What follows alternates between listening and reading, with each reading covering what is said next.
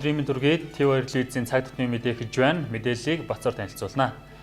Монголын анагаахын шинжлэх ухааны эрдмийн чуулган өнөөдөр эхэлж байна. 61 дахь жилдээ зохиогдож байгаа энэ чуулганд Монгол судлаачдаас гадна хөрш орнуудын анагаах ухааны эрдэмтэд оролцож илтгэл судалгаагаа хэлэлцүүлэх юм а.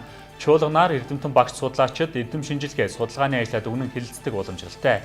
Эрдэм шинжилгээний нийт 559 бүтээлээс аман илтгэлээр ханын илтгэл 140-ыг сонгон хэлэлцүүлжээ.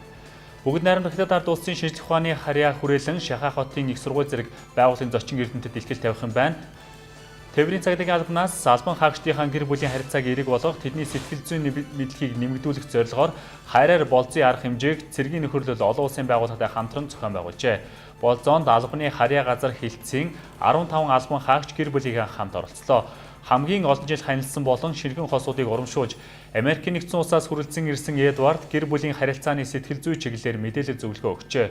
Хосуудын дунд хайрын бэлэгтэй захиа солилцож, ярилцах, хөгжөөнд тоглоом тоглуулах зэрэг олон сонирхолтой арга хэмжээнүүдийг зохион байгуулсан байна. Сургалтанд хамрагдсан хүмүүсээс гэр бүл болоод анх удаа болзож буй хосуудч байсан бөгөөд тэд маш өндөр сэтгэгдэлтэй сургалтын үр дүнг гэр бүлдээ бодитоор хэрэгжүүлнэ гэж ярьж байлаа. Сүхбаатар аймгийн Дарганг сумаас зүүн хойш 60 км дорших Шилийн богд ууланд өнгөрсөн даваа гарагийн 17 цаг 20 минутын үед ой хойрын төмөр гарчээ.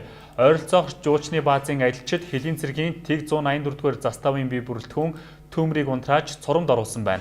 Галын улмаас 10 гаруй мянган мод бүрэн шатжээ. Химро сэргэн хэмээн Шилийн богд ууланд гарсан иргэд төмөр тавьж хэргийн газраас зугтсан байна. Аймгийн цагдаагийн газраас нутгийн иргэдтэй хамтран шуурхай иргэн сурвалжиж ажилласнаар төмөр тавьсан байж болзошгүй Улаанбаатар хотын харьяад нэг машинтай 5 иргэнийг олж тогтоон саатууж мөрдөн шалгах ажиллагаа явуулж эхэлжээ.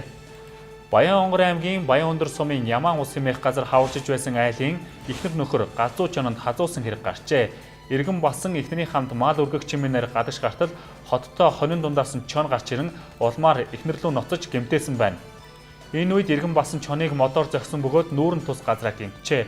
Чон маргааш оройн дахин тухайн айл руу дайрсан талаар нутгийн иргэн мэдээсэн байна. Чоныг устгалд оруулж тархинаас нь дээж авахд газуурсан чон болгон тогтоогджээ. Тиймээс Баян-Өндөр сумын засаг даргаар ахлуулсан ажлын хэсэг ойролцоох 5 км бүс нутагт оршин буй айлуудын малд галзуугийн вакцин хийж шархтай малыг устгалд оруулж ариутгал хийжээ. Чонод ноцуулсан ихнэр нөхөр 2 эмнэлэгт очиж ойдол тавиулаад биеийн байдал нь сайжирсан байна. Үүгээр цаг тутмын мэдээ өндөрлөж байна. Хөрвүүлэн цагийн гарын мэдээлэлд анхаарал хандуулно.